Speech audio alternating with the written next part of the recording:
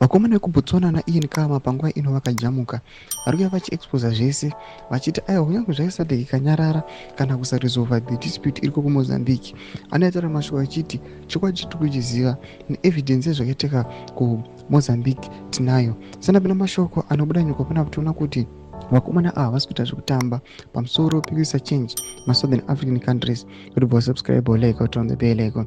Tipinda panapa pahende yechange redio anyora chiti in Mozambique overwhelming evidence exposed that ZANU-PF supporters were issued Mozambican identity cards early this year and were allowed to vote in last month's elections. These elections were won by the ruling Frelimo party, prompting questions about the fairness of the process. Dr. Senator Felix Magalela Mafasvanda, Executive Director of the Research Institute of Zimbabwe, condemned this behavior, saying Zimbabwe, led by ZANU-PF community leaders, were seen practically voting for Mozambique's Frelimo party.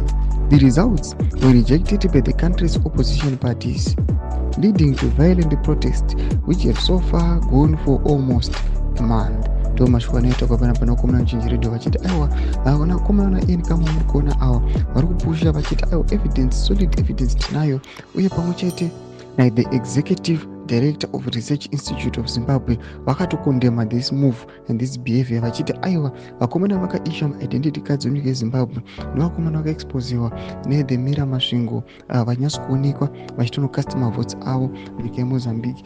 Yese isolid evidence inozoratidza kuti aiwa Zimbabwe yakateka part maelections ekuMozambique and those elections they are not credible. Tudze mafunguro emu tikudi pamusoro pechitiko ichi pinda comment section medu.